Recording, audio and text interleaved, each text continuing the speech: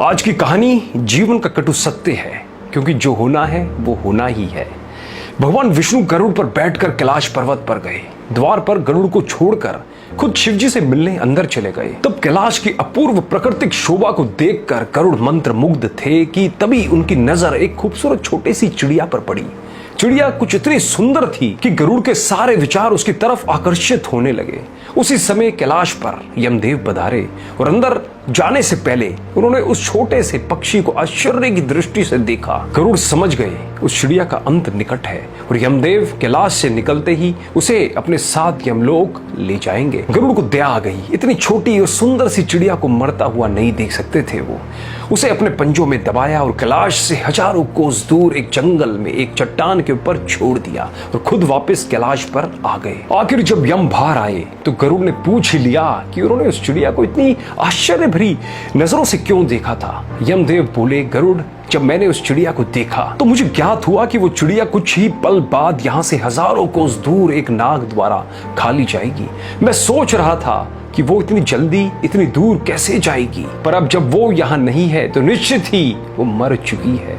गरुड़ समझ गए मृत्यु टाले नहीं टलती, चाहे कितनी भी चतुराई की जाए। इसलिए कृष्ण जी कहते हैं, करता तू वह है जो तू चाहता है, परंतु होता वह है जो मैं चाहता हूं।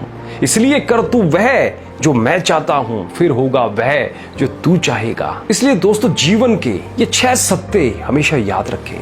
पहला, कोई फर्क नहीं पड़ता कि आप कितने खूबसूरत हैं, क्योंकि लंगूर और गोरिल्ला भी अपनी और लोगों का ध्यान आकर्षित कर ही लेते हैं। दूसरा, कोई फर्क नहीं पड़ता आपका शरीर कितना विशाल और मजबूत है, क्योंकि शमशान तक आप अपने आप को नहीं ले जा सकते। तीसरा, आप कितने भी लंबे क्यों ना हो, मगर आने वाले कल को आप देख नहीं सकते। चौथा, कोई फर्क नहीं पड़ता आपकी त्वचा कितनी गोरी और चमकदार है, क्योंकि अंधेरे में रोशनी की जरूरत पड़ती ही है। पांचवा, कोई फर्क नहीं पड़ता कि आप नहीं हंसेंगे तो सभ्य कहलाएंगे, क्योंकि आप पर हंसने के लिए दुनिया खड़ी है। छठा, कोई फर्क नहीं पड़ता कि आप कितने अमीर हैं और दर्जनों गाड़ियां आपके पास है, क्योंकि घर के बाथरूम तक आपको चल के ही जाना पड़ेगा। इसलिए संभल कर चलिए, जिंदगी का सफर छोटा है, हंसते हंसते काटिए, आनंद आएगा। और अंत में ये बात हमेशा याद रखिएगा कि क्या जो होना है वो होके ही रहेगा। एक माचिस की तिल्ली, एक घी का लोटा,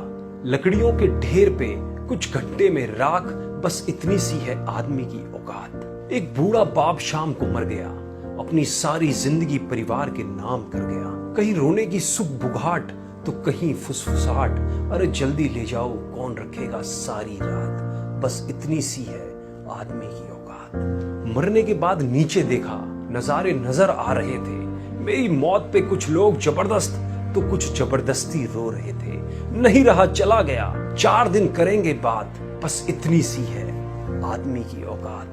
बेटा अच्छी तस्वीर बनवाएगा, सामने अगरबत्ती जलाएगा, खुशबूदार फूलों की माला होगी, अखबार में अश्रुपूरित श्रद्धांजलि होगी, बाद में उस तस्वीर पे जाले भी कौन करेगा साफ, बस इतनी सी है आदमी की औकात। जिंदगी भर मेरा मेरा मेरा किया, अपने लिए कम अपनों के लिए ज्यादा जिया, कोई ना देगा साथ, जाएगा खाली हाथ, क्या तिनका ले जाने की भी है हमारी औकात। इस कहानी ने आपके दिल को छुआ हो तो इस कहानी को ज्यादा से ज्यादा औरों के साथ भी शेयर जरूर कीजिएगा, जिनसे उन्हें भी पता चल सके कि जो होना है वो होके ही रहेगा। धन्यवाद।